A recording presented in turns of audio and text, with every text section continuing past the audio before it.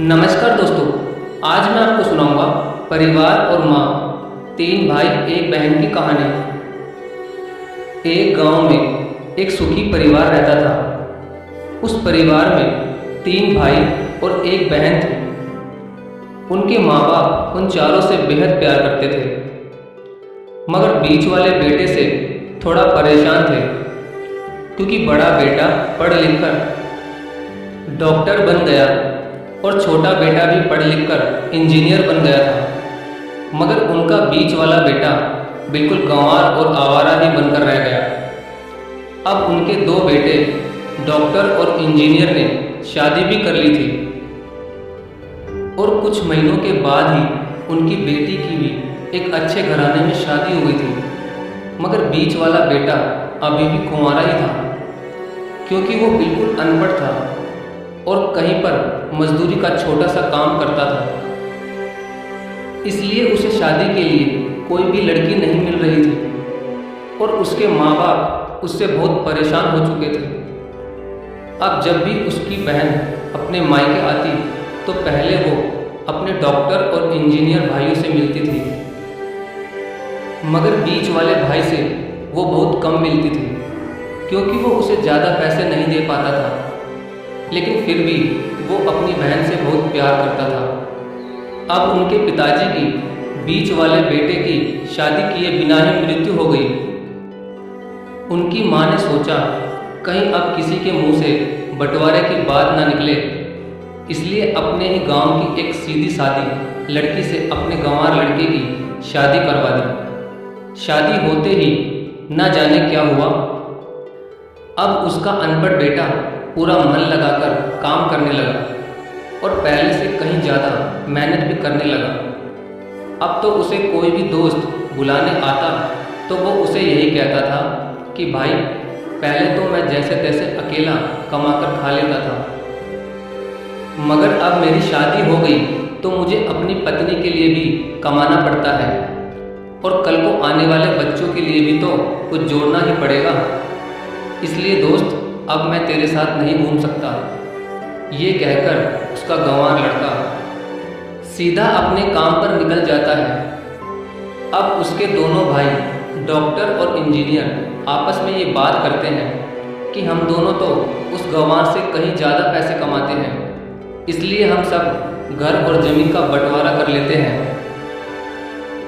और उस गंवार से अलग हो जाते हैं, क्योंकि अब वो हमारे बराबर कभी भी नहीं कमा सकता।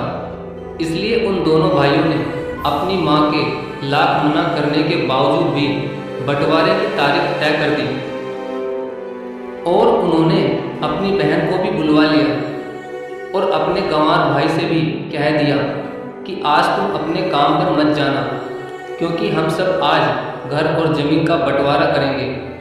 उसी वक्त उसकी बहन भी आ जाती है।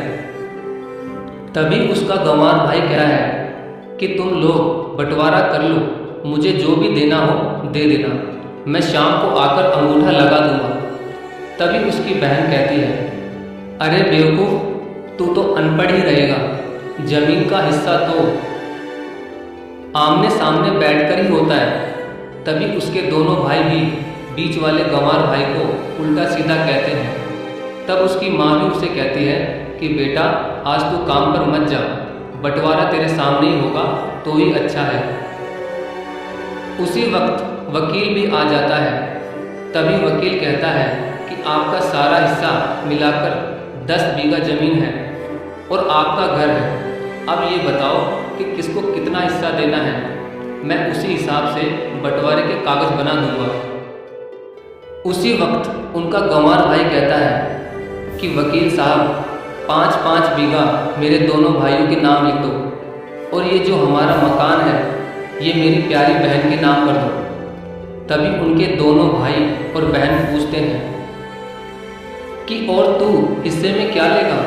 तभी उनका गंवार भाई कहता है कि मेरे हिस्से में मेरी प्यारी माँ है ना। और तभी वो अपनी पत्नी की तरफ मुस्कुराते हुए कहता है कि क्यों मेरी प्यारी पत्नी, क्या मैंने गलत कहा क्या।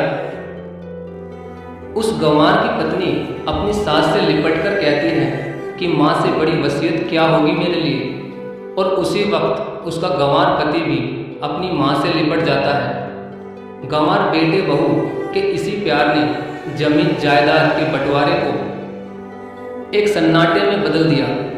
तभी बहन अपने गंवार भाई के गले लगकर रोते हुए कहती है कि माफ़ कर दो भैया, मैं आपको समझ नहीं सकी। तभी उसका भाई कहता है कि मेरी प्यारी बहन, इस घर में जितना अधिकार हमारा है उतना ही अधिकार तेरा भी है। और रही बात बंटवारे की, तो बंटवारा नहीं करने से हमारा जीवन रुक तो नहीं जाएगा। क्यों करते हैं हम बंटवारा? क्या हम एक साथ मिलकर नहीं रह सकते जैसे हम बचपन में मिलकर रहते थे? एक साथ मिलकर रहने को ही तो कहते हैं एक अच्छा परिवार, और उस अच्छे परिवार को संभालती है एक माँ। तभी उसके दोनों भाई भी बहुत शर्मिंदा होते हैं और वो बंटवारे के सभी कागज फाड़कर फेंक देते हैं। और उस दिन के बाद से ही उनका पूरा परिवार खुशी खुशी एक साथ ही रहने लगा। तो दोस्तों, ये थी परिवार और माँ की एक सच्ची कहानी। अगर आपको वीडियो अच्छी लगी हो तो प्लीज़ वीडियो को लाइक और शेयर जरूर करें। धन्यवाद।